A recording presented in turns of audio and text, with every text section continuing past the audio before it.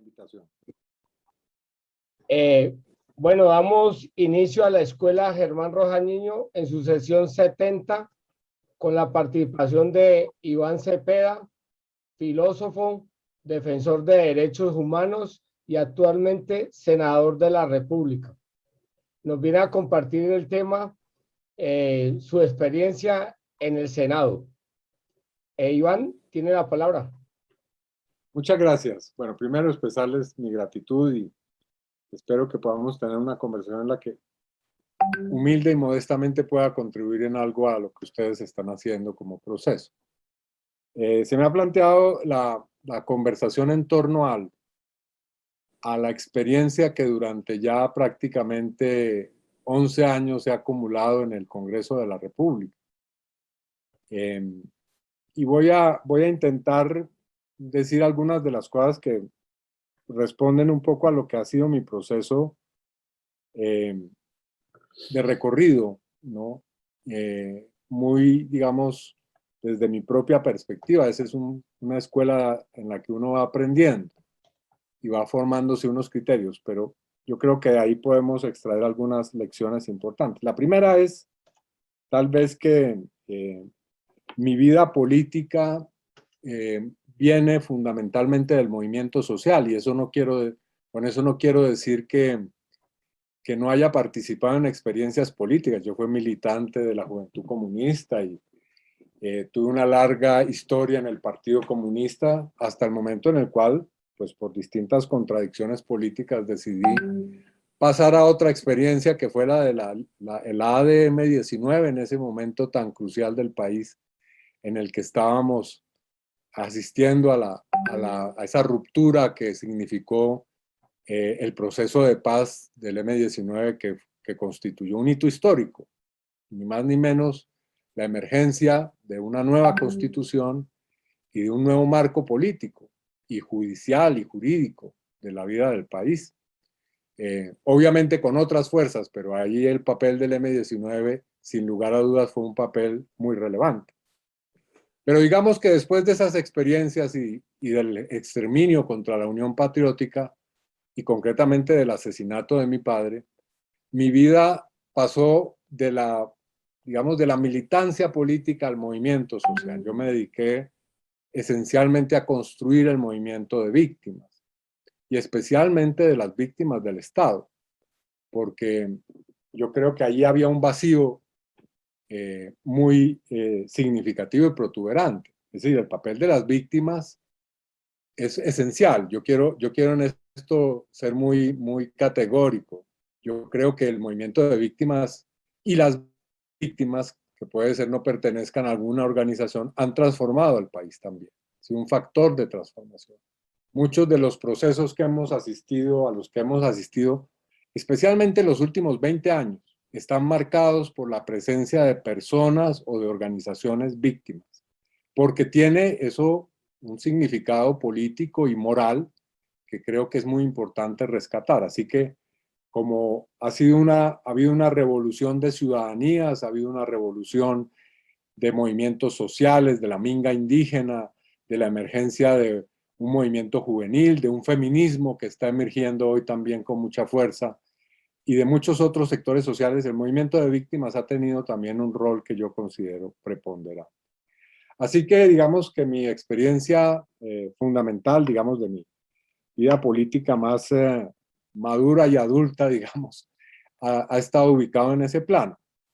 Pero, y aquí quiero comenzar a señalar una cuestión que es fundamental. Hay que cuidarse de dos extremos en los que se ha caído en el debate político en distintas etapas.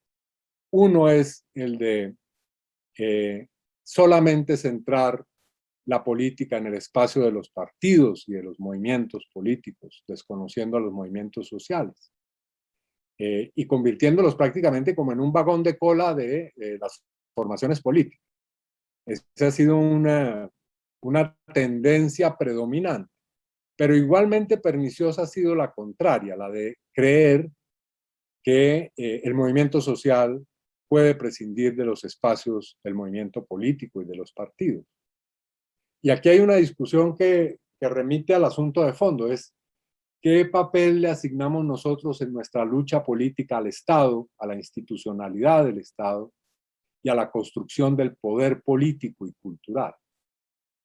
Y en eso yo creo que también hay que traducir esa discusión entre movimiento social y movimiento político a decir que no podemos prescindir del Estado, pero tampoco podemos fetichizar el Estado.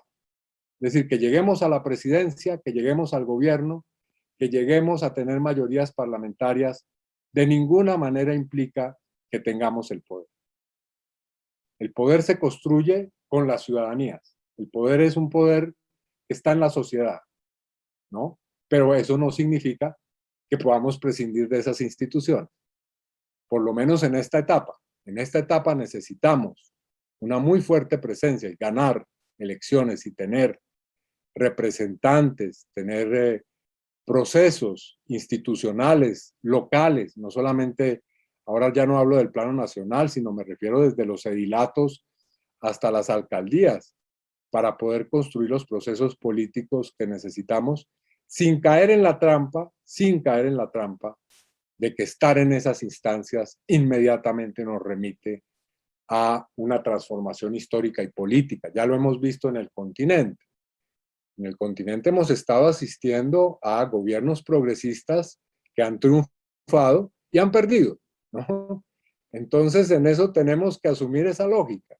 Uno puede ganar unas elecciones y puede gobernar un tiempo y puede también perderlas. Y seguramente las vamos a perder. Si llegamos en el 2018, perdón, en el 2022 a hacer gobierno, les aseguro que la tarea va a ser mucho más difícil de la que ya hemos tenido como oposición. Yo le dije un día a Gustavo Petro, mamándole gallo un poco, que el problema es que podemos ganar, ¿no? Porque al día siguiente o la misma tarde en que Gustavo se posesione como presidente, vamos a tener factores de riesgo muy importantes.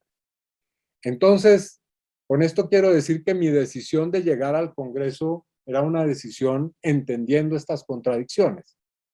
Yo no me siento de ninguna manera una líder político que tenga mayor poder, mayor relevancia que líderes sociales que hay o lideresas en el país. Y creo que ese principio de horizontalidad es muy importante no perderlo de vista. Y no perderlo de vista, en primer lugar, para quienes hacemos temporalmente ese tipo de trabajos, ¿no? Es muy importante conservarse siempre como lo que uno es, y es como un defensor de derechos humanos, como una defensora de territorios. Para mí es más importante ser defensor de derechos humanos, de la paz, que ser congresista. E interpreto la labor del Congreso como una labor de servicio y de disposición a los mandatos que provienen del mundo social. Es más, mi acción parlamentaria, y en eso lo señalo claramente, en estos 11 años ha sido una acción parlamentaria que ha tenido una única agenda de estar subordinada en todos sus momentos, en todas sus acciones, en todas las cosas que yo he hecho en el Congreso, al movimiento social, a determinados grupos de víctimas, a lo que se necesita en las luchas sociales. Esa es mi guía como congresista, y eso es lo que he intentado hacer y lo que creo que en alguna medida hemos logrado con mi equipo de alguna manera hacer, y junto a otros congresistas con quienes actuamos en bancada, como grupo, como formaciones políticas que actuamos de manera sincronizada. Creo que, y aquí hago un paréntesis, hemos logrado un poquito no hacer lo que hacemos en el mundo político. Mientras en el mundo político estamos como perros y gatos en el Congreso regularmente, no digo que siempre, pero sí actuamos de una manera unificada, y eso es interesante. Entonces, desde esa perspectiva de servidor público, de activista y, digamos, que ejerce algún tipo de liderazgo social, es que he desarrollado mi acción. Y la acción parlamentaria tiene fundamentalmente dos grandes dimensiones, ustedes lo saben, digamos, el trabajo de orden legislativo y el trabajo de orden de control político. Esas son las dos grandes dimensiones. Cuando uno es oposición, el mayor peso es el de un trabajo de control político, de control y de escrutinio político. Y el trabajo legislativo, lamentablemente, es más un trabajo defensivo. Es decir, nuestro trabajo no es tanto producir leyes porque no podemos, por la correlación de fuerzas, imponer las leyes que queremos. Más bien nos intentamos atajar los goles al máximo, ¿no? Atajar las malas leyes, ¿no? Yo un día que hablé con Carlos Gaviria, le dije, Carlos, ¿y tú cuántas leyes has, porque me estaba informando cuando iba a comenzar a ser representante, cuántas leyes has producido aquí en el Congreso? Me dijo, ninguna, y no aspiro a producir ninguna ley, porque para mí mi trabajo es que no haya leyes que sean perniciosas y negativas como la gran mayoría de leyes que aprueba un Congreso como el que tenemos. Entonces, en ese terreno, en esos dos terrenos, en el terreno legislativo y en el terreno de control político, se ha ubicado el trabajo que yo he hecho. Voy a referirme ahora un poquito al control político. Digamos, el control político es una labor supremamente interesante y creo que es la que ha hecho con mayor brillantez la oposición en estos años. Y yo quiero en esto asignar, como corresponde, lo que es del César es del César y lo que es de Dios es de Dios, eh, el lugar que le corresponde a Gustavo Petro. Petro es el primer, yo creo que el primer gran legislador y de control político que ha producido la oposición política en Colombia. Sus debates, el conjunto de sus debates, son precisamente una gran escuela en la que muchos nos hemos formado, ¿no? Y creo que esa ha sido una línea muy importante, porque si ustedes se fijan bien, nuestra lucha política de los últimos 20 años ha consistido esencialmente en intentar evitar que un poder mafioso, autoritario y de extrema derecha se entronice definitivamente en el país. Y creo que eso lo hemos venido ganando. Hemos venido derrotando ese poder. Y eso ha sido en parte por la labor de control político. El control político es una labor investigativa, rigurosa, exigente. No es una labor de polemismo simple, no. Cada debate que hemos hecho, yo he hecho más de 200 debates en el Congreso, pero de ellos rescataría unos 40 en los que verdaderamente hemos tenido resultados fundamentales, porque hemos descubierto y profundizado grandes problemas del país y hemos hecho procesos que han tenido trascendencia, y puedo nombrar algunos. Yo hice debates junto a otros compañeros congresistas y compañeras sobre los temas de tierras, que han logrado desenmascarar los procesos de concentración, de testaferrato, que ha habido en muchas partes del país. Yo me he dedicado, por ejemplo, a los temas de los llanos orientales, de Montes de María, a los procesos de concentración de la tierra que han venido aparejados con el ascenso del paramilitarismo y del uribismo en esas zonas del país. He realizado debates sobre desaparición forzada, sobre el descubrimiento, por ejemplo, de los cementerios como lugares en los que está la memoria de miles de desaparecidos de este país. Nosotros descubrimos en una audiencia que hicimos en el año 2010 que en el Meta había por lo menos 5 cementerios en los cuales estaban las víctimas del Plan Colombia, donde habían sido enterrados, pues obviamente muchos guerrilleros y guerrilleras que habían sido bombardeados en esa época, pero también había muchas víctimas de falso positivo, muchos líderes sociales enterrados en fosas o enterrados en las partes del cementerio que regularmente se conocen como el de los NN, los no identificados. Ahí descubrimos una parte de la historia importante de la violencia reciente de este país.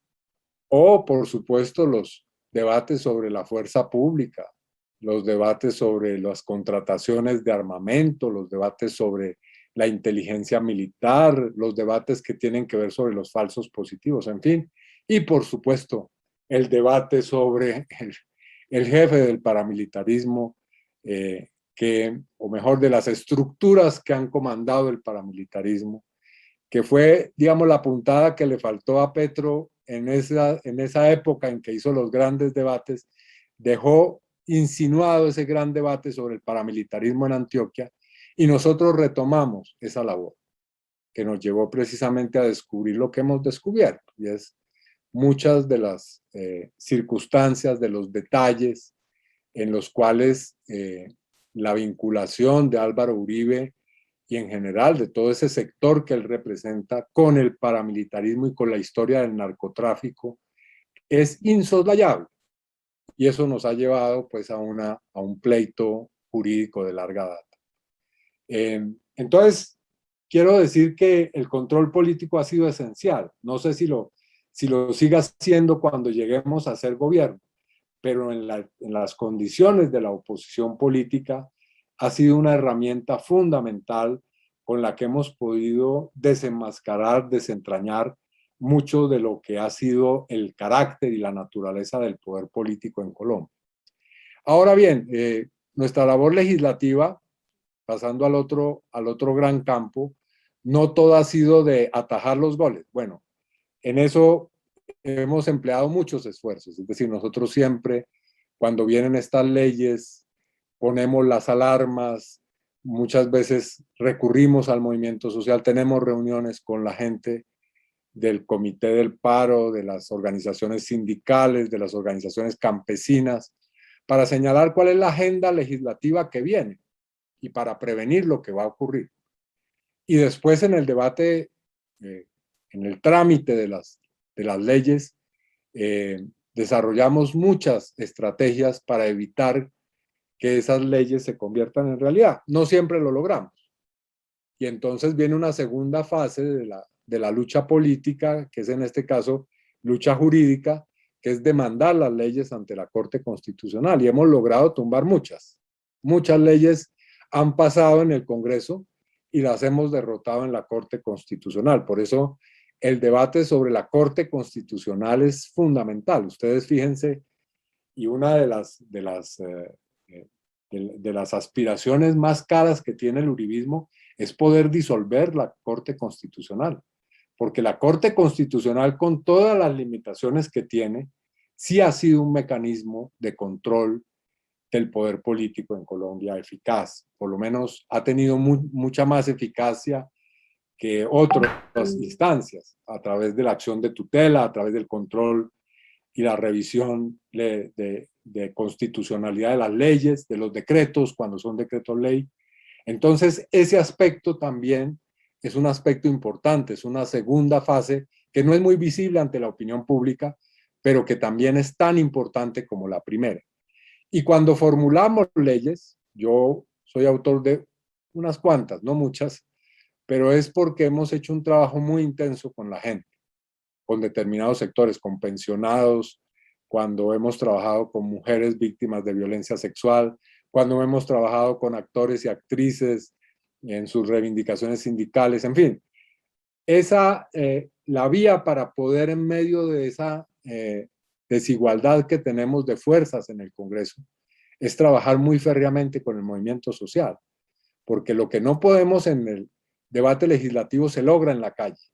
Muchas de las cosas que hemos logrado, pocas realmente ante la situación que tenemos en el país, pero valiosas, han sido por la lucha de la gente. Entonces nuestros procesos legislativos no son que se me ocurrió una buena ley y entonces la voy sacando a través de una escritura de un texto. No, nosotros trabajamos mucho.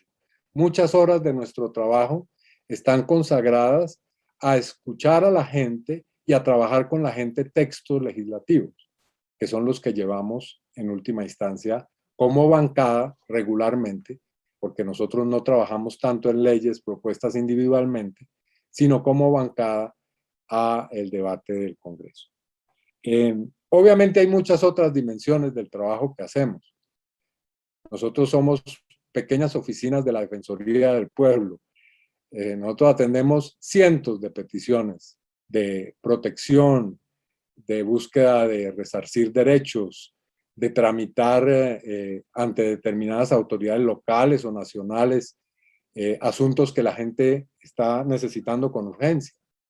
Entonces, ese es otro aspecto que nos toma mucho tiempo, pero que es fundamental. Nosotros tenemos la posibilidad de tener visibilidad pública y de poner denuncias que difícilmente se abren paso solamente a través de las denuncias de las organizaciones, porque son censuradas o porque tienen problemas. Por ejemplo, las organizaciones rurales tienen inmensos problemas para comunicar, para poner en el centro debates que son fundamentales, y la labor de los congresistas y las congresistas es precisamente hacer que esas luchas sean visibles. No que sea visible el congresista, sino la gente que está en los territorios luchando por determinado tipo de reivindicaciones o enfrentada a determinado tipo de peligros.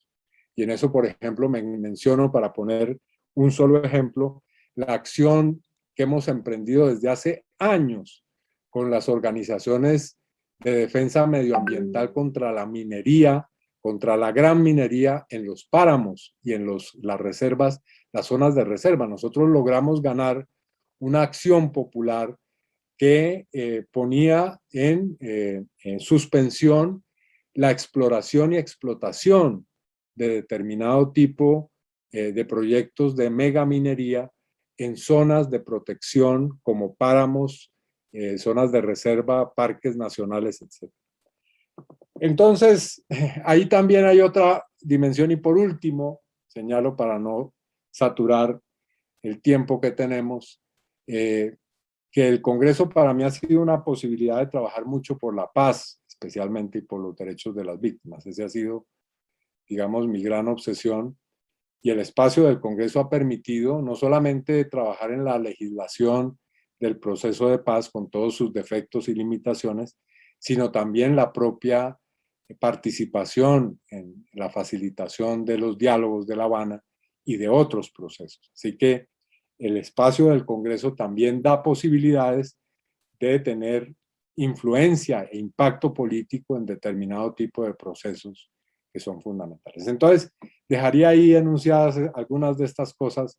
Con el mayor gusto estoy dispuesto a conversar sobre ellas y a escuchar críticas también y ideas sobre todo esto que ha ocurrido.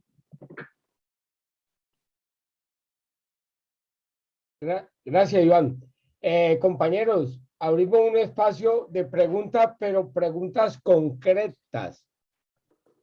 Y les pido, antes de abrir el espacio de preguntas, a todos los compañeros y compañeras presentes que enciendan la cámara un minuto. Tico. Muy bien. Muy bien, muy bien. Muy bien. Yo, Freddy. Bueno, ahora sí, le damos la palabra. Vamos prendiendo los que faltan. Vamos a darle la palabra, pregunta concreta a Milena, Consuelo y Javier. Ese es el orden. Buenas noches a todas y todos. Bueno, yo conozco la trayectoria de Iván Cepeda, pero algo que a veces me preocupa es cómo hacer para creer para creer no. ¿Qué mecanismo? No sé si me la pueda responder. ¿Qué mecanismo o cómo van a hacer para manejar lo de la seguridad? A mí me preocupa, tal como lo expresó Iván ahora de los riesgos, a mí me preocupa porque sé que se van a incentivar, ¿sí? Entonces no sé cómo hacer, si entre todos o Iván y los otros compañeros y compañeros establecer como una especie de grupos no, la palabra grupo no me gusta porque voy a decir una palabra y de compañeros y compañeras para cuidar, para estar pendiente de la seguridad. Inclusive, hay que cuidarse hasta en lo que beben y lo que comen. Total. Listo. Consuelo, tu pregunta.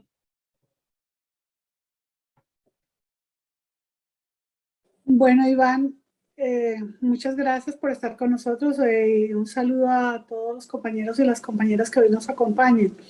La pregunta es, bueno, ustedes tienen un grupo realmente que funciona, ¿sí? Aida, cuando estuvo en su intervención, nos explicaba que tienen como ramas, ¿no? Cada uno es muy bueno en su rama y que están bien acompañados, tienen buenos equipos.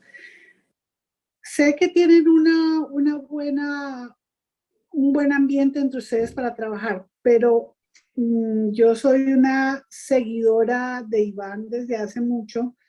Me encanta, me gusta su transparencia, así como me gusta la de Gustavo. ¿Usted ha pensado en algún momento en ser la fórmula a la vicepresidencia con Gustavo? Así es, Consuelo. Ya responderé de una manera muy, primero agradecida, pero también yo creo que hay mucha gente en este momento que está ahí y la está haciendo muy bien. Me gustaría ver a Gustavo acompañado, lo digo de una vez, por ejemplo, de una Francia Márquez en este proceso. Pero bueno, ahora podemos hablar con más detalle. Gracias. Bueno, vamos notando las preguntas ahí. Sigue Javier. Hola, buenas noches, Iván, a todas, a todos. Mucho gusto de este espacio que tenemos aquí con Iván Cepeda. Es ese tema que planteaste del papel de las víctimas y el valor tan importante de las víctimas en todo este proceso, y pues este proceso pues tan difícil y tan pues complejo, porque en el horizonte este tema de los líderes sociales asesinados pues no se cierra, ¿no? De parte pues de la parte pues de desaparecidos del EME, Darío Villamizar y Fabio Mariño, con la Comisión de Personas Desaparecidas, vienen haciendo un trabajo muy interesante de poder recuperar al menos verdades de dónde quedó la gente, de dónde puede estar, y hasta de buscar los cuerpos, ¿no? En una de estas reuniones, de varias reuniones que se han hecho, Clara Valencia planteaba que en el Valle del Cauca en especial, pero en muchas partes de Colombia, el tema de los cadáveres que encontraban en los ríos y cementerios de municipios pequeños con mucho NN, ¿sí? Eso lo comento por lo que tú dijiste sobre esa dinámica de desaparecidos, de personas por reconocer dónde están. Pues digámoslo así, esa es una dinámica compleja, pero ¿tú cómo ves eso en términos de esa fuerza que tienen las víctimas en este país? Me gustaría que ampliaras un poquito. Gracias. Gracias, Gracias, Javier. Fernando. Sí, buenas tardes para todos y todas. ¿Me oyen? Sí, está bien. Ah, está bien. Sí, no, primero resaltar la charla tan interesante y corta pero sustanciosa sobre el rol del parlamentario en una situación tan compleja como la Colombia. Tengo dos preguntas. La primera es, a la luz de la personería jurídica, que si se otorga la personería jurídica a la Colombia humana, ¿se ha pensado algo de cómo estructurar el movimiento político? ¿Qué reflexiones, qué ideas han dado alrededor de eso, como un adelanto, ¿no? Y la otra es, yo estoy plenamente de acuerdo con la afirmación de que el problema es el problema del poder, no el problema, dijéramos, electoral. Lo electoral es parte del problema, pero a veces nos enredamos en eso. Pero entonces la pregunta es, ¿qué otros elementos más allá de lo electoral habría que tener en cuenta en función de la transformación del país? ¿Qué otros elementos se han reflexionado alrededor de eso? Gracias. Gracias. Gracias, Fernando. Marta Arjona. Buenas tardes, compañeros, compañeras. Iván, un gusto poder conversar contigo. Siempre he votado por ti y nunca me he sentido decepcionada. Muchas gracias por eso, en verdad que sí. Eres una muestra de humildad, de compromiso y de respeto realmente por los procesos, algo que en los territorios valoramos mucho. Mi preocupación, Iván, va dirigida a cómo, me encanta esa posición tuya de que vamos a hacer poder, esperemos que sí, pero igualmente me preocupa mucho porque no lo hemos sido. Efectivamente, ¿no? Para gobernar este complejo país, desde los territorios, desde las personas que trabajamos en construcción de paz y ciudadanía, nos preocupa cómo poder trabajar para afianzar una gobernanza realmente que refleje los intereses de la nación, intereses de los pueblos en los territorios, cómo podemos apoyar para ir trabajando mancomunadamente al logro de un efectivo, de verdad, gobernanza. Y yo sí creo, Iván, que si somos gobierno, tenemos el poder, sí debemos hacer control político. Creo que me parece que es vital y que es importante hacerlo. El cómo es algo que me gustaría también escuchar. Muchas gracias. Gracias, Marta. Y cerramos este ciclo de preguntas con Daniel Montaña. Bueno, compañeros, buenas tardes. Agradecido con el senador Iván Cepeda por estar aquí compartiendo con nosotros. Realmente es un claro ejemplo. Es muy inspirador su experiencia. Y mi pregunta es hacia qué ve Iván Cepeda en el último momento de su vida en Colombia. O sea, estamos hablando de que las generaciones van pasando los años y me gustaría saber qué ve Iván Cepeda en el momento en el que ya como que ya la vida como que ya le está tocando ahí a la puerta, ¿con qué sueña? Entonces, muchas gracias. Iván, antes de que usted conteste, yo quiero saludar a María Cepeda Castro, que está aquí presente con nosotros. Nos gustaría que prendiera la cámara, María. Compañeros, buenas noches. Muchas gracias por la invitación. Gracias, Fernando. Un saludo a Iván y pues saludar el espacio. Felicitaciones por estas clases. No me funciona la cámara, pero ahí estamos mirando. Gracias, compañeros. Salió bien en el video de su papá. Ahora sí, Iván. Bueno, muchas gracias. Voy a responderlas en el orden de la formulación. Es muy difícil que nosotros podamos garantizar al máximo la seguridad de toda nuestra dirigencia y en primer lugar de la dirigencia que está en los territorios, que es la que es, a mi modo de ver, más vulnerable en términos de la desprotección que hay. Pero en eso hemos venido ganando algún terreno. Hemos venido creando mecanismos de protección, de alertas, de movilidad de la gente, y en eso tenemos una experiencia acumulada, ¿no? Que lamentablemente no en todos los casos funciona, pero que es la que tenemos y con la que tenemos que avanzar y avanzar cada vez mejor. Yo creo que ese tema debiéramos ponerlo efectivamente en nuestra agenda, en la agenda de las elecciones. Y cada grupo del pacto histórico, cada nodo, cada comité que se cree, sí debiera tener una gente dedicada a pensar esto. En algunas campañas electorales esto lo llaman un cuarto de guerra. A mí no me gusta mucho la denominación. Yo diría por lo menos un cuarto de emergencia, ¿no? Que son grupos de personas que se dedican a pensar el asunto. Y eso que decía Miller es cierto. Aquí el problema no es ni siquiera solamente la seguridad física, sino qué comemos, esto es cierto. ¿Qué hacemos en nuestra vida diaria? Hasta ahí es. Hoy el problema ha llegado hasta esas instancias.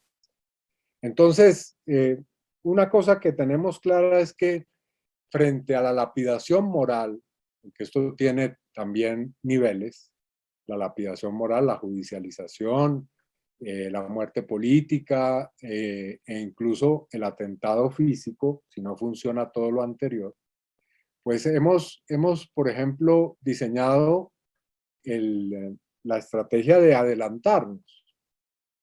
Es decir, ustedes vieron que durante unas semanas nos dieron duro y parejo en los medios. Bueno, en los medios, en Semana, en toda esta, digamos, estructura que han creado de propaganda política y mediática. Pero hace una semana, o un poquito más, 2 semanas tal vez, hemos comenzado a revertir la tendencia porque hemos obtenido información. Ya sabemos cómo funciona. Hicieron una reunión en Medellín, gente del Centro Democrático, con las compañías y las empresas de redes sociales, con los blogueros, con los medios, y estaba presente la inteligencia militar. Entonces tenemos claro que aquí el problema es con la inteligencia militar, o por lo menos con una parte de la inteligencia. Y tenemos claro que la información que se emplea contra Gustavo Bolívar, en ciertos momentos, contra el Polo Democrático, contra mí, contra el propio Roy Barreras y contra otros dirigentes. Ya también estaban armando otra campaña contra Clara López en estos días. Bueno, gente que está en el pacto histórico. Tengan la seguridad de que Aida o cualquiera de nosotros le va a aparecer o le van a seguir apareciendo asuntos. Entonces hemos descubierto el mecanismo. Ahora, ¿qué tenemos que hacer? Pues denunciar al máximo con los elementos de investigación que vamos logrando recopilar para desnudar esta máquina de desprestigio y de descrédito, ¿no? Porque el efecto que tiene la denuncia hecha frente a esto es que cualquier denuncia que viene después de parte de ellos queda en evidencia como parte de un plan y de una estrategia. Y eso es muy importante aclarárselo a la gente y explicarlo, mostrarle en las redes sociales. Yo no soy amigo, se los digo compañeras y compañeros, de crear el mismo dispositivo que crean nuestros enemigos. Es decir, de crear bodegas para insultar o denigrar a los otros. No, yo creo que ese no debe ser el comportamiento nuestro. Porque no es por ahí. Es decir, no responde y no corresponde a lo que somos. Nosotros no somos como ellos, ¿no? Nosotros somos distintos. Tenemos una ética y un comportamiento político diferente. Entonces lo nuestro es con argumentos, con evidencias, con mostrar y demostrar el carácter criminal que tiene el poder político en Colombia. Entonces diría que ese es parte del asunto, no es todo, pero es parte del asunto. Y cada dirigente debe ponerse local, territorial, nacional, en la lógica de que está siendo interceptado, de que está siendo seguido, de que sus comunicaciones todas están siendo rastreadas. Aquí no hay nadie que esté exento de eso. Partamos de esa convicción. Es decir, uno tiene que pensar en eso permanentemente, sin pues dejar que eso se convierta en una cuestión paralizante, pero sí que deba ser tenido en cuenta.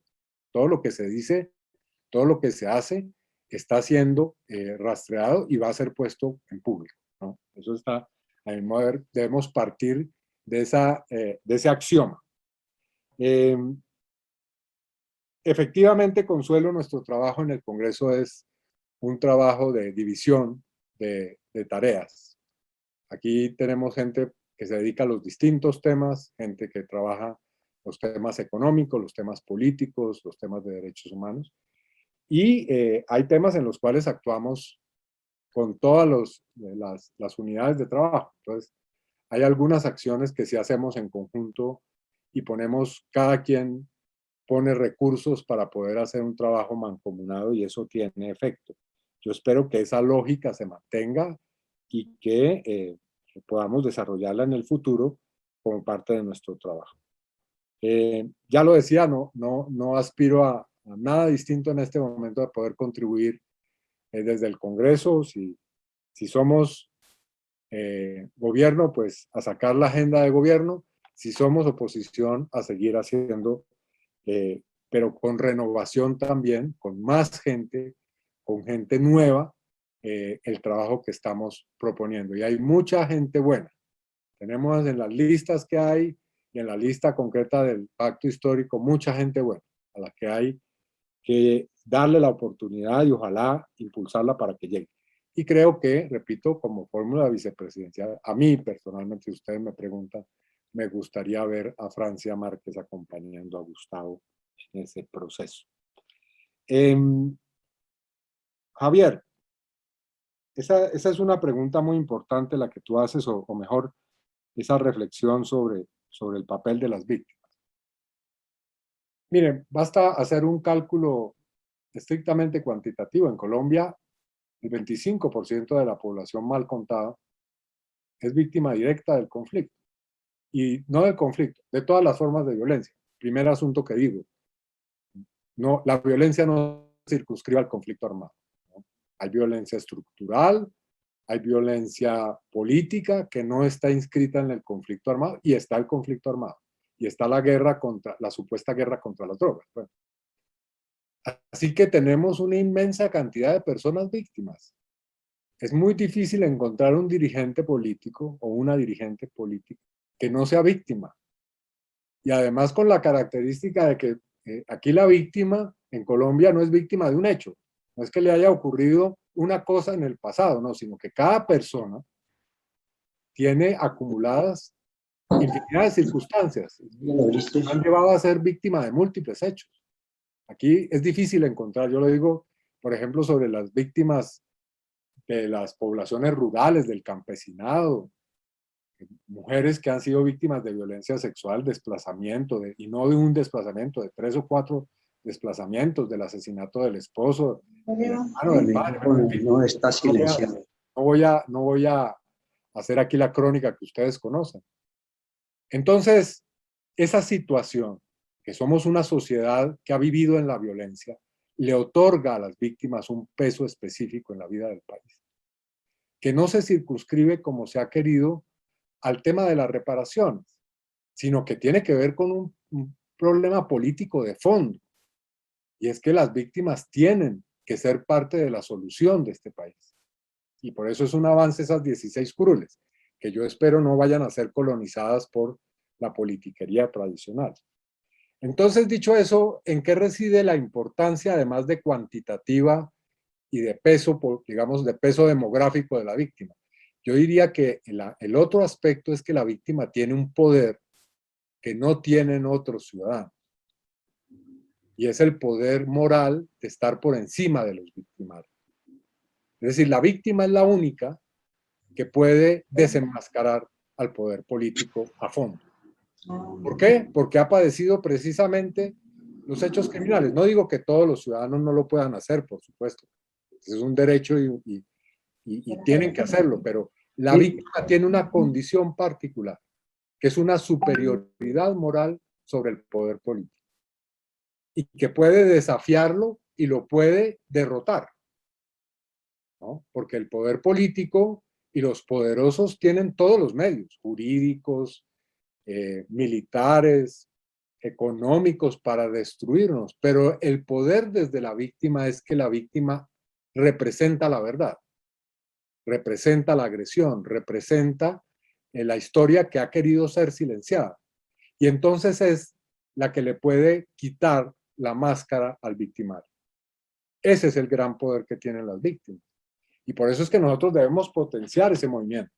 Por ejemplo, ahora ya he estado conversando con digamos, está surgiendo una organización poderosa de víctimas de la violencia policial en Colombia, de todo lo que ha ocurrido en estos pocos años, pero atrás también, cómo ha sido reprimida la movilización social. Y es muy importante esa organización, es tan importante como las madres de Soacha, como las mujeres y hombres que trabajan en la desaparición forzada, en el movimiento de crímenes de Estado. Esa va a ser una organización muy importante, porque tiene un poder muy grande al mostrar cómo ha sido reprimida y cómo ha sido tratada la movilización en Colombia. Así que yo creo que este es un asunto al cual hay que darle toda la importancia. Estoy escribiendo, ojalá algún día pueda publicarlo, precisamente un texto sobre estos asuntos, porque considero que esa es una experiencia que es, digamos, particular y significativa en la historia de nuestro país. En otros, donde hay menos víctimas, las víctimas han marcado una agenda política muy importante, ¿no? Si uno compara en Chile, por ejemplo, en Chile ha habido el 10% desapariciones forzadas que hubo en Colombia o que ha habido en Colombia. Pero han tenido un rol muy importante, o en Argentina, ¿no? O en Centroamérica. Aquí con mayor razón, porque nosotros somos una sociedad que ha padecido 60 años en la última etapa, para no referirnos a toda nuestra historia republicana, de continua violencia. Y aquí lo que han querido es simplemente decir que hay víctimas de la guerrilla, que las FARC hizo, que violó, que tal. Bueno, sí, pero hay una inmensa cantidad de víctimas que son del poder estatal y de las multinacionales y de los poderes económicos. Entonces, a esa gente hay que organizarla y hay que, obviamente, visibilizar su discurso y su narrativa sobre la memoria y sobre lo que ha ocurrido en el país. Bueno, yo soy muy respetuoso de los procesos, Fernando, de la Colombia humana, los veo con mucho interés, veo que hay un elemento fundamental y es un gran entusiasmo, una gran simpatía. Lo pude evidenciar en Barranquilla ahora, la gente se siente realmente con mucha energía y con mucho entusiasmo y con muchas ganas, pero repito, aquí hay que encontrar la dosis y en esto no hay fórmulas universales entre formalización y jerarquización de las instancias y vida democrática de los movimientos. Y en eso ojalá se pueda llegar a un justo medio, en el que obviamente pues tiene que haber lamentablemente dirigentes, instancias de dirección, gente que organice un poco y diga, bueno, vamos para acá, por aquí es que hay que seguir, ¿no? Después de que hemos deliberado, tenemos que seguir por aquí porque ese es el camino, ¿no? Puede ser que haya otros igualmente importantes, pero el camino que tenemos que tomar hoy y vamos a tomar hoy es este. Entonces, ese es un equilibrio difícil. Y yo les digo, un problema en ese sentido que tenemos las formaciones de izquierda es que deliberamos demasiado, discutimos demasiado, tomamos decisiones lentas, muy lentamente, es taquidérmica la posibilidad de tomar decisiones. Y eso no es en todas las circunstancias saludable. Es muy bueno que todos participemos del debate, pero es muy bueno que podamos tomar decisiones, porque las decisiones implican la acción política. Muchas veces nos quedamos en el momento de la decisión, bueno, llegamos a un gran acuerdo y la decisión no se cumple, ¿no?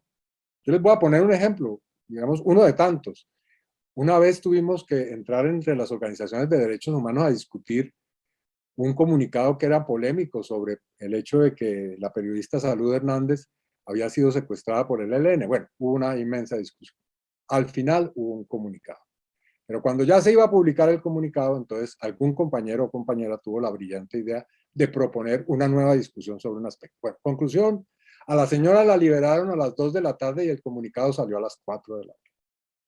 Y con ese, digamos, con ese ejemplo lo que quiero decir es que nuestras decisiones son muy lentas, no van al ritmo de la política. Entonces tenemos que encontrar la posibilidad de, obviamente, deliberamos, discutimos, pero en un momento llegamos a una decisión y sobre todo cumplimos la decisión, la llevamos a la práctica, a la comunicación, a la acción política. Entonces, el tener personería es una gran oportunidad, le da a la Colombia humana financiación, que es muy importante, le da la posibilidad de avalar candidatos y candidatas, le da la posibilidad de tener espacios en los medios de comunicación que no tiene hasta ahora, pero también le crea responsabilidades, le crea instancias de escrutinio por parte de la autoridad electoral, le crea la responsabilidad de manejar esos recursos. En fin, entonces, ese paso hay que tomarlo con tranquilidad, porque si la gente cree que eso es la panacea, se equivoca. Yo lo digo, un partido que tiene personería desde hace años y eso es un camello. Hay que crear un aparato administrativo muy serio para que no vaya a ser que a las primeras de cambio puedan lograr lo que no han logrado, que es pues acabar de ilegalizar a los miembros de la Colombia humana a través de acciones administrativas, de la Contraloría, de la Procuraduría, etc. Y bueno, con relación a la definición de poder, pues evidentemente tenemos que abarcar todas las esferas de la acción social y política, que no se agotan, repito, en la institucionalidad estatal. Aquí tenemos que desarrollar formas de economía solidaria. A mí me ha llamado la atención que el movimiento de las primeras líneas avanzó un poco en eso. Necesitamos desarrollar circuitos de economía social y colectiva que hagan que podamos lograr la autosostenibilidad de los proyectos populares, de las ciudadanías, del movimiento campesino, indígena. Es decir, que no dependamos de la financiación externa o rural, o estatal o internacional, sino que seamos autosostenibles.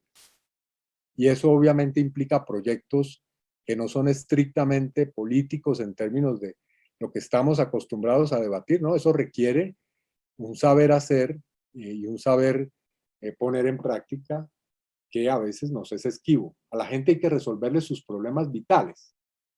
Nosotros vivimos mucho en la esfera del discurso, del proyecto, del plantear el programa. Bueno, sí, eso es sin duda a dudas fundamental. Pero y la gente nos pregunta, bueno, y eso está todo muy interesante, compañero, pero es que yo tengo el siguiente problema, y es que mi hijo no lo puedo llevar a la escuela. ¿Qué hago? ¿Cómo ayudamos a que la gente resuelva sus problemas cotidianamente? ¿Cómo creamos redes de solidaridad para que la gente, en medio de esta crisis pavorosa en la que estamos, tenga posibilidad de resolver sus problemas cotidianos? Y eso requiere generar ollas comunitarias, procesos de solidaridad, eso que ustedes hacen y que describía Consuelo al comienzo, recolectas, en fin, que lo nuestro no sea solamente un discurso, tiene que traducirse en hechos, en redes, en organización social para garantizar la vida de la gente y la vida digna de la gente. E igual en espacios de comunicación. La política hoy sin redes sociales no existe, compañeras y compañeros. Es una tendencia mundial y aquí ya el que no tiene redes no está en la jugada, ¿no? La conectividad, el problema de cómo nos organizamos en esas redes, cómo actuamos de una manera colectiva, no solamente como individuos, átomos que están en medio de, digamos, organizaciones muy poderosas, porque la extrema derecha si tiene algo es organización en redes y en muchas otras esferas. Así que necesitamos generar poder comunicacional. Necesitamos poder transmitir eficazmente nuestras ideas, masivamente nuestras ideas. No basta que sean buenas, necesitamos que la conozcan millones de personas y que se las repitamos a millones de personas. No basta con decir una vez una cosa, hay que repetirla 10,000 veces para que la gente entienda de qué le estamos hablando exactamente. Entonces, para mencionar simplemente algunas y no hablar de otras, digamos, ¿qué relación vamos a tener con los empresarios, por ejemplo? ¿No? Es decir, si llegamos a ser gobierno, el problema que se nos plantea al día siguiente es que no vaya a ocurrir lo que ha ocurrido en Venezuela o en Bolivia, y es que desabastezcan en cuestión de minutos los supermercados. Con eso tumban un gobierno en segundos. En Colombia es fácil de hacer. Entonces necesitamos generar unas relaciones con el empresariado y con las fuerzas militares, imagínense ustedes. Es decir, el poder militar en Colombia es muy grande. No solamente el lugar que tiene en el Estado, sino el peso que tiene. Son mal contados 2 o 3 millones de personas. Militares activos, militares en reserva, familias de ellos, amigos de ellos. Ese es un poder muy grande. Entonces, de ser, digamos, sus adversarios, sus contradictores, ¿qué relación vamos a cultivar si somos gobierno?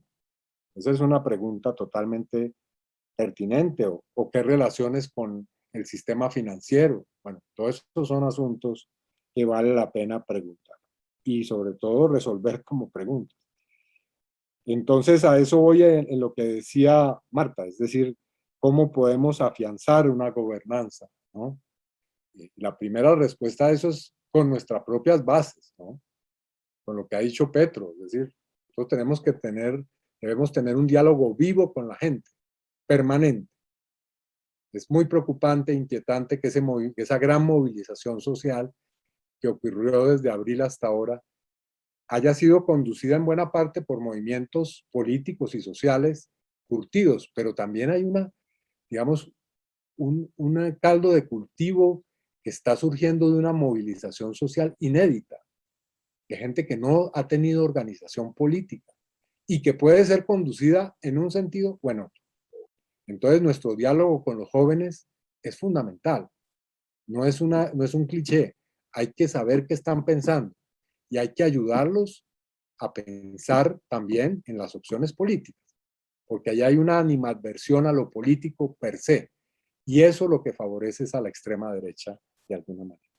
Entonces, necesitamos tener muy claro cómo hacemos ese diálogo y avanzamos en ese diálogo, y por supuesto tendremos que hacer control político, pero el rol de una bancada mayoritaria, Marta, yo creo que debe ser presentar un paquete de reformas constitucionales que son las que requiere hoy el país. Es decir, nuestra aspiración es llegar el 20 de julio de 2022 al Congreso a radicar, voy a decir una cifra, pero puede ser mayor, 10 reformas estructurales en el país. La reforma agraria, que sea la implementación del acuerdo de paz y un poco más allá, la reforma de la educación, la reforma a la salud, la reforma al empleo, el problema de la reforma laboral, las pensiones, todos los asuntos que son fundamentales. Debemos llevar ese paquete y si somos mayoría debemos aprobarlo en la primera legislatura. Entonces nosotros tenemos que comenzar el gobierno con la aprobación de un paquete mínimo de leyes o de reformas constitucionales que replanteen las reglas del juego en el país. Y Petro tiene que expedir por lo menos 100, 200 decretos para atender la emergencia. Es decir, la renta básica debe ser lo primero que hagamos. Ahora, todo eso tenemos que hacerlo con un criterio de política económica, porque lo que no puede ocurrir es que lleguemos al gobierno pensando pues que el dinero está allí, no, nada de eso. Tenemos que pensar muy seriamente en cómo vamos a estructurar, por ejemplo, el presupuesto general de la nación, ¿no? Cómo debe ser una verdadera reforma tributaria, en fin. Y por último, Daniel, yo creo que pues estamos en un momento para producir el cambio. Podemos hacerlo, pero también podemos equivocarnos, podemos no hacerlo. Yo soy amigo de no ser triunfalistas, es decir, hay algunos compañeros y compañeras que creen que ya lo único que tenemos que esperar es que llegue el 7 de agosto para ir a la Plaza de Bolívar a poner la banda presidencial a Gustavo. No, aquí tenemos una lucha muy fuerte por delante. Y entonces depende de nosotros, de nuestra inteligencia, de nuestra generosidad, de nuestra grandeza, que podamos aprovechar esta oportunidad. Pero si la perdemos, debemos prepararnos con humildad, con sentido también de realismo, a hacer gobierno en la próxima. Si no lo logramos ahora, acumulemos. Tenemos que además aprender de la paciencia. Bueno, no es tampoco tan, digamos, necesario hacer ese esfuerzo. Mucha gente en este país la tiene, ha resistido muchas décadas de toda clase de violencias, de represiones, de infortunios. Pero entonces, digamos, vamos con calma. Si lo podemos hacer, lo vamos a hacer y lo vamos a hacer bien. Gracias, Fernando. Iván, si usted me permite, por favor, tenemos 2 preguntas para leer. Consuelo, un momentico. Estoy levantando la mano. Siga, siga. Iván, yo Creo que quiero... hace tiempo para 2, 3 preguntas más, no hay problema. No. O intervenciones, no hay problema. Bueno, yo quiero hacerle esta pregunta. Me he dado cuenta por todo lo que yo lo he visto a usted. Usted tiene en su cabeza lo que pasa en el país. En Colombia pasaron estos últimos 8 días, 15 días, 2 eventos. Uno en Cali, un falso positivo a un militar, a un man que fue combatiente de la FARC. Sí. Le hicieron un montaje, yo fui testigo de todo lo que le hicieron, Harold Ordóñez Botero.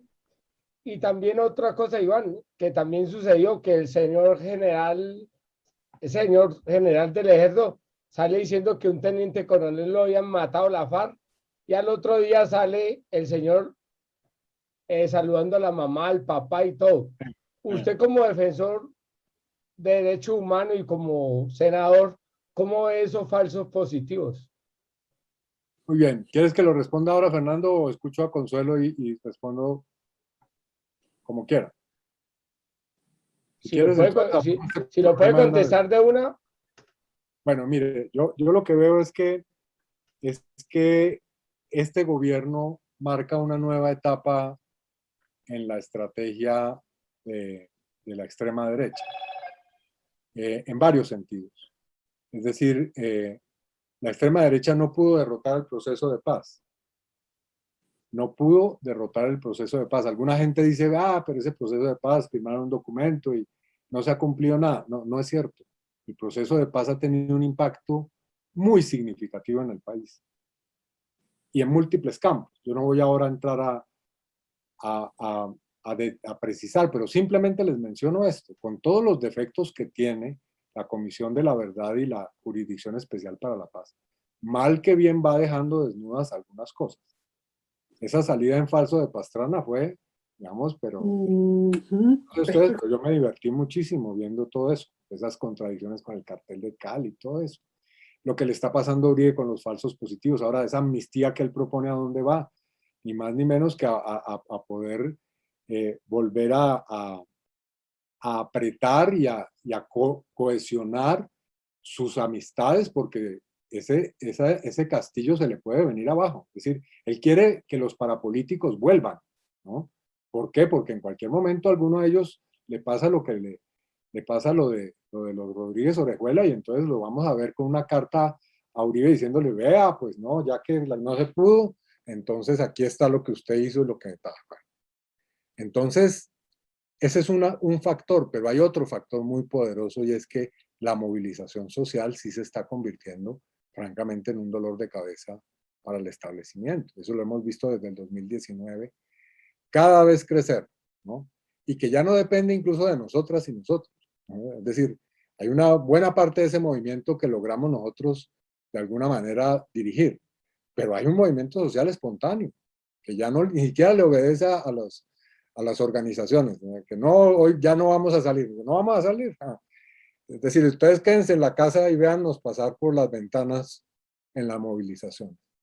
Entonces, todo eso hace que haya emergido una nueva política de seguridad que es la misma, pero reforzada. Es decir, estamos viendo un nuevo paramilitarismo urbano y rural fuerte. Estamos viendo unas fuerzas del Estado que mantienen el lenguaje y la apariencia de los derechos humanos y todo eso, pero que están desarrollando prácticas de verdadera criminalidad. Es decir, el 9 de septiembre haya salido la policía a dispararle a la gente, con la orden de dispararle, es una cosa muy clara lo que ocurrió en Cali. Y lo que está ocurriendo ahora, porque esos hechos que tú mencionas, Fernando, están inscritos en una quinta fase de represión de la protesta. Es decir, primero fue lo del en noviembre de 2019, después fue lo de la Modelo, después vino lo del 9 de septiembre, luego lo que ocurrió entre abril y junio, y ahora lo que estamos viendo en esta última etapa es que están matando a la gente que encabezó la protesta. Es decir, en Cali y en muchas partes están matando a los muchachos que estuvieron en la protesta. El caso de este muchacho Esteban, no me acuerdo, pero Mosquera del Cauca, el que lo dejaron tuerto y entonces después van y lo asesinan, ¿no? O ese caso que tú hablas de montaje judicial contra una persona excombatiente que viene jugando un rol muy importante allá en el Valle, en medio de las dificultades. Bueno, todo eso hace parte de eso. Pero ese es, digamos, un aspecto. El segundo aspecto, que es igualmente preocupante, es que, si ustedes ven, Colombia ha dejado de ser simplemente un país subordinado a los gringos, que acepta la intervención militar, y se ha convertido poco a poco en un país intervencionista, militarmente hablando. Es decir, que ahora tenemos una serie de compañías mercenarias que hacen toda clase de trabajos. Yo quiero aquí mencionar algo, seguramente cuando uno dice estas cosas y inmediatamente, es que claro, es el amigo de Santrich. Yo les pregunto esto, ¿alguien sabe cómo fue el operativo con que mataron a Santrich? Y yo estoy seguro que ese operativo está organizado por mercenarios. Es decir, ahora ya se sabe que ofrecen una recompensa, 5.000 millones por tal o por cual, y entonces hay militares en retiro o activos que conforman grupos para obtener la recompensa. Es como en el viejo oeste gringo. Entonces le meten 100 millones y ganan 2.000 millones, ¿no? Eso que vimos en Haití, lo que hemos visto en Venezuela, lo que hemos visto en otra, digamos, en otra forma contra Ecuador, las elecciones en Ecuador, cómo la inteligencia militar interviene en las elecciones en Ecuador, el plan contra Cuba, la intervención en las elecciones gringas. Entonces lo que estamos viendo es a un país que tiene una política cada vez más de extrema derecha, militarista en el continente. Entonces, todo eso es a lo que nos tenemos que enfrentar. Es decir, ese es el modelo que está engendrando este gobierno, y el cual es un desarrollo, por supuesto, de la ideología de Uribe y de la seguridad democrática. Nuevas etapas de falsos positivos, nuevo mercenarismo, nuevo paramilitarismo, fuerzas militares cada vez más descompuestas, cada vez con aparatos de inteligencia más agresivos. La inteligencia que están haciendo contra nosotros es brutal. Entonces, les repito, partan de la convicción de que a todas y todos nosotros nos tienen perfilados y nos están haciendo seguimiento en tiempo real. Esta conversación que estamos teniendo aquí, muy probablemente la están ya siguiendo, y saludamos de manera efusiva a quienes lo hacen por parte de la inteligencia militar. Entonces, que no nos quepa duda, aquí tenemos que enfrentarnos a un proyecto militarista muy fuerte que tiene esos ingredientes nuevos. Listo, Gracias, Consuelo. Iván. Bueno, Iván, hay dos compañeros que escribieron algo, voy a leerlo textualmente, pero antes quisiera decir algo. Usted decía que ustedes tomaban decisiones paquidérmicas, que eran muy lentos para tomar decisiones. Yo pienso que muchas No veces... ustedes, sino nosotros. Bueno, sí, sí. Crítico de todos, de todas, porque a veces sí hay mucha lentitud. Sí, pero ¿sabe qué pienso yo? Que muchas veces es sano, porque a veces se toman decisiones en caliente y son graves esas decisiones. Entonces yo pienso que el reflexionar sobre esas decisiones en algunas medidas es Me sano. parece que no debemos sacrificar nuestra democracia, Consuelo. Yo estoy totalmente de acuerdo en eso. Es decir, eso que estoy diciendo no es que se acabe la discusión, ni que no se tomen en cuenta lo que dice la gente. Pero hay problemas que tienen, digamos, fechas de vencimiento en la política. Sí. Mira, por ejemplo, nos hemos tomado 4 meses para discutir si vamos con lista cerrada o lista abierta en el pacto histórico. Bueno, 4 meses. Y Al no final llegamos a una decisión, pero llegamos a una decisión y hay compañeras y compañeros que quieren seguir discutiendo el tema. Y te habla alguien que estaba por la lista abierta. Es decir, mi posición en esa discusión y la del Polo Democrático fue, queremos lista abierta. Bueno, perdimos la discusión. Lo que hacemos es someternos y cumplir. Pero hay compañeros y compañeras que quieren que sigamos discutiendo. Entonces seguimos en esta discusión ¿hasta cuándo? Si lo que tenemos que hacer ahora campaña, tenemos es que salir a hablar con la gente. Eso es lo que tenemos que hacer ahora. Entonces me refiero a que, digamos, o el otro asunto que es muy grave, y es que las direcciones se enclaustran y los territorios se van, digamos, a un plano en el cual no se les tiene en cuenta. Sí, sí, sí, sí. Entonces hay mucha discusión centralista de dirigentes nacionales y muy poco intercambio con los territorios. Eso hay que cambiarlo. Eso hay que cambiarlo. Bueno, ahora sí procederé a leer textualmente las dos escritos de los compañeros. Uno es de Gildardo Ruiz y dice, pregunta, 2 puntos. Políticas para reactivar la ruralidad y el campo como espacio de vida digna, llena de educación, arte, deporte, bienestar. Y deja ahí. La segunda es de Freddy Guillermo García y dice, mi pregunta es, 2 puntos. ¿Cómo actuar para lograr el respaldo de la comunidad internacional a la oposición y fortalecer la cadena hacia Álvaro Uribe y el genocidio que ha promovido? ¿Cómo minimizar el apoyo que sigue teniendo Uribe en algunos lugares de la geografía mundial?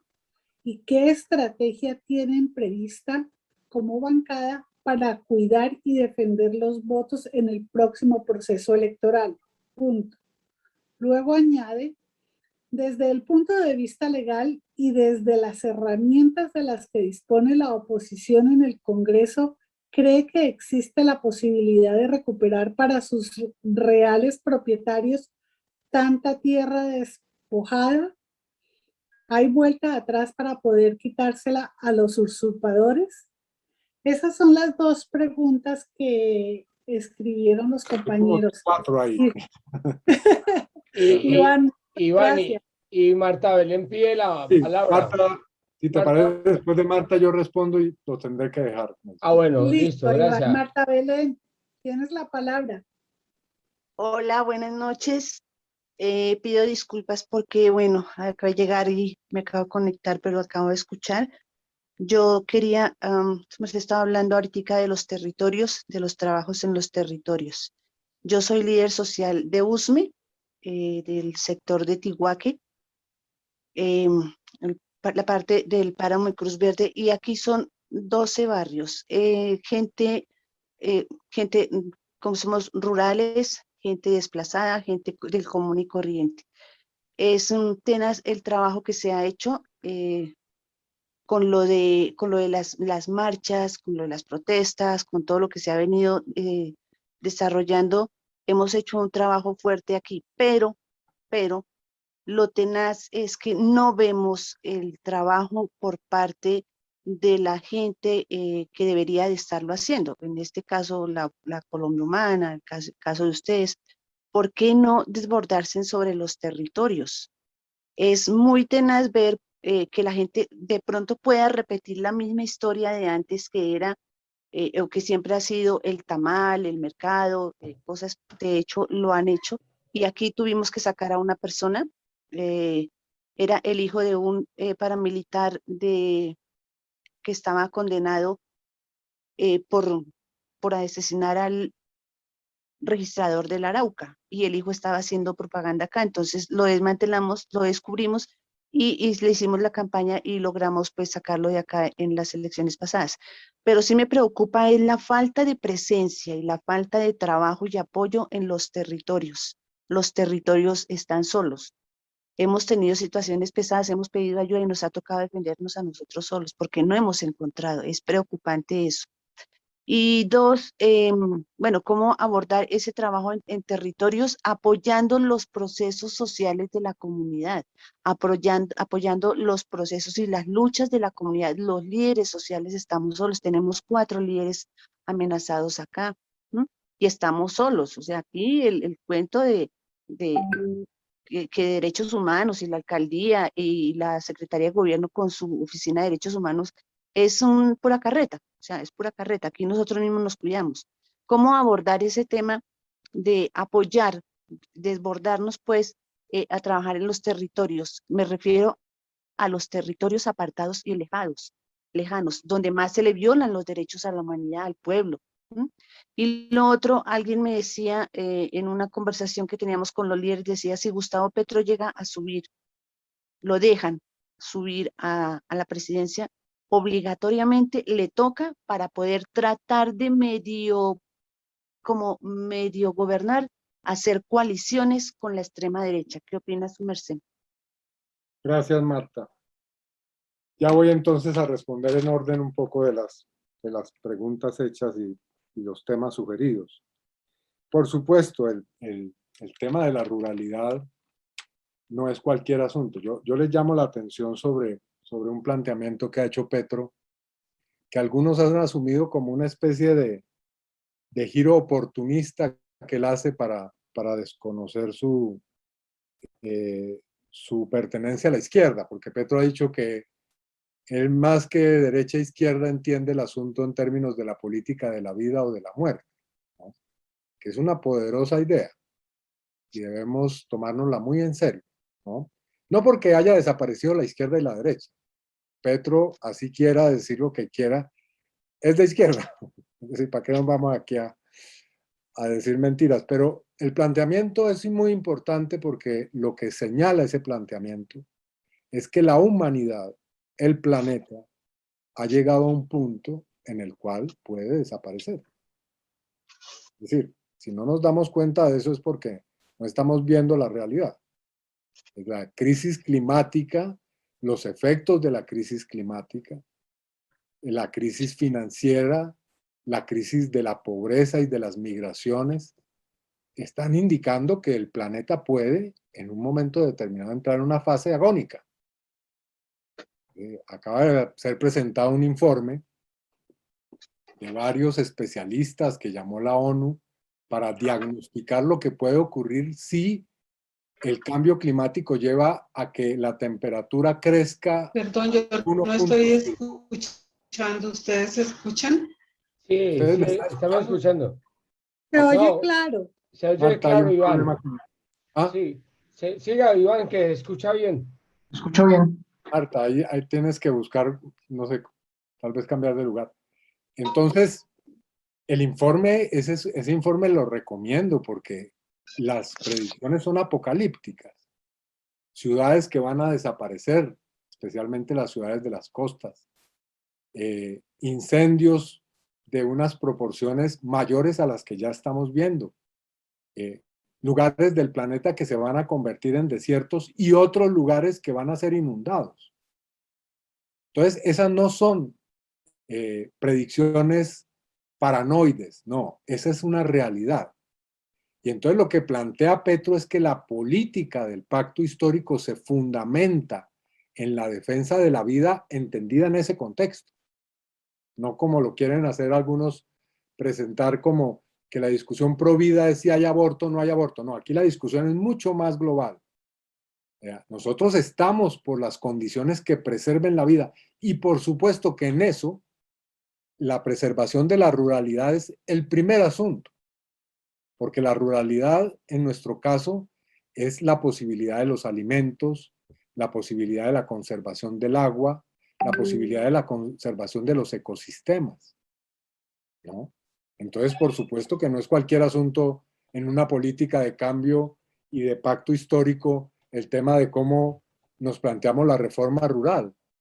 Es el primero de los asuntos, porque una primera respuesta nuestra, y eso lo ha dicho también Petro, es que el cambio de la matriz económica debe pasar por la defensa del territorio y de la economía agraria y de la economía campesina e indígena y afro, porque son las que pueden realmente ofrecer una alternativa a esa agroindustria, a esas economías de la muerte que representa la minería extractivista, al narcotráfico, etc.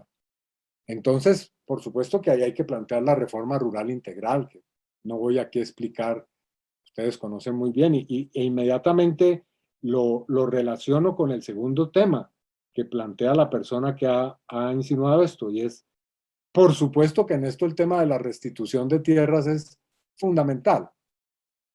Es fundamental. Y no es que sea un capricho, sino que es un imperativo, que hay que buscar la redistribución de la tierra. Nosotros no estamos por un programa de acabar con la propiedad privada.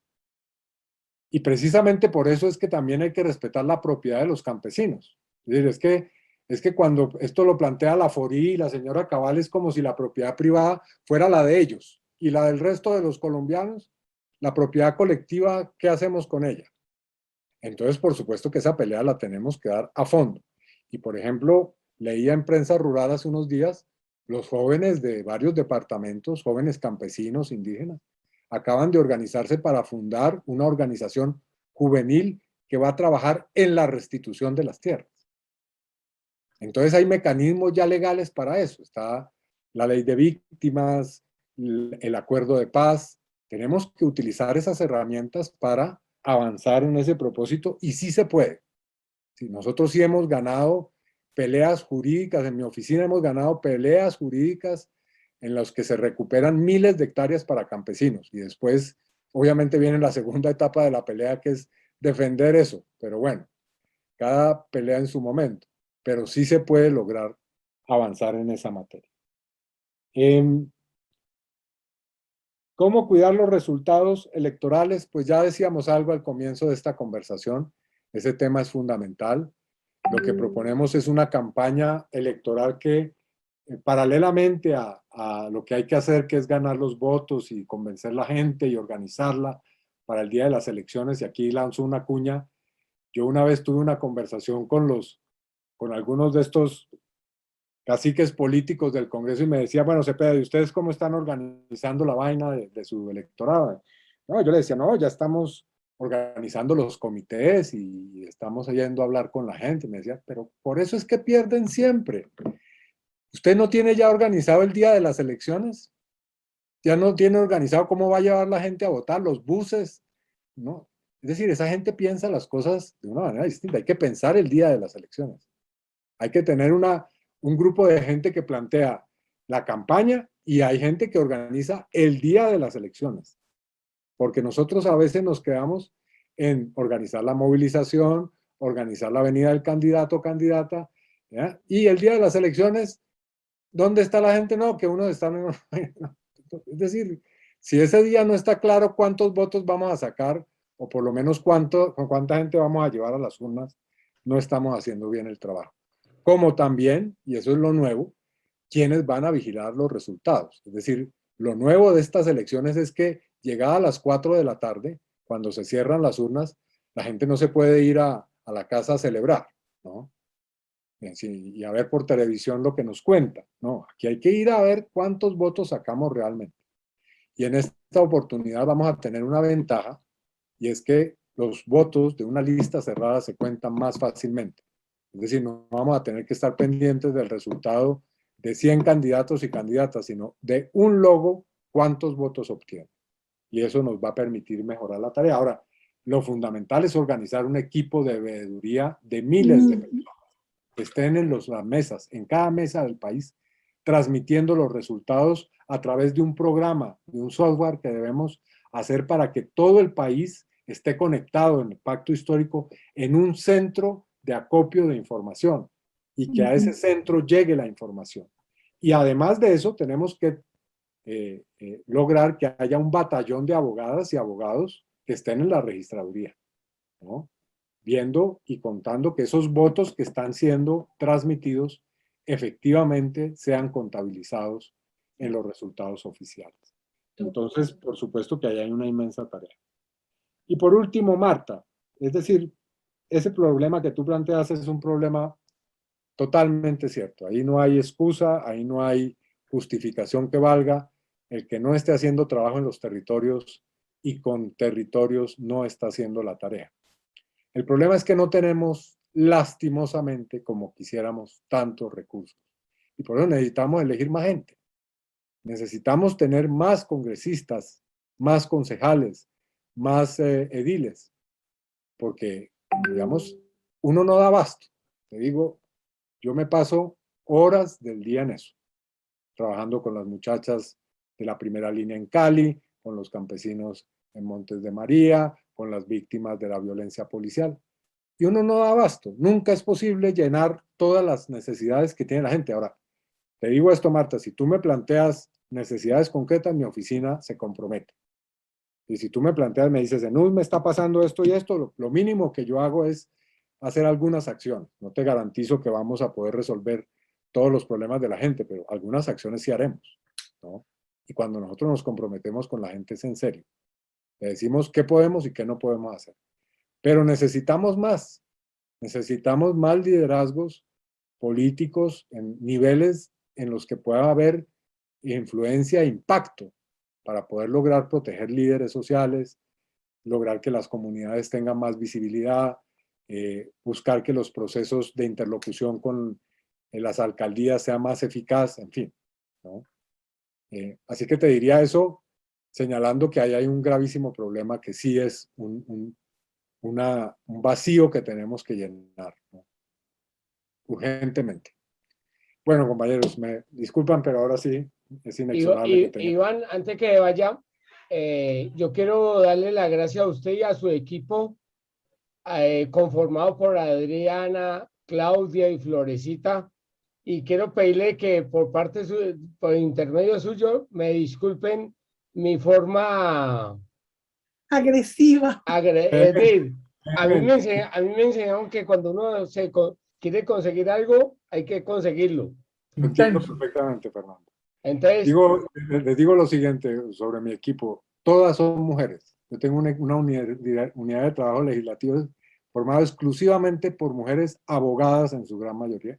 Y quiero decirles que son muy eficaces. Y muy atentas, y muy atentas. Por eso quiero decir que el trabajo que yo hago y que a veces la gente generosamente reconoce en cabeza mía, es un trabajo de equipo. Y hay mucha otra gente, hay abogados de organizaciones sociales, el colectivo Alvear Restrepo, con quien tengo una deuda infinita de gratitud, el Comité de Solidaridad con Presos Políticos, muchas organizaciones de víctimas, en fin. Así que lo que se vea por encimita es una parte mínima de lo que hay detrás. Bueno, los dejo. Iván, muchas gracias de parte de la Escuela Germán Rojas Niño. Muchas gracias. Iván. Y estamos aquí, Iván. Gracias, señor Iván. Estamos a la orden de verdad siempre. Igual. Bueno. Igual. Gracias. Gracias. Feliz tarde. Gracias. Muy amable. Gracias. Muchas gracias.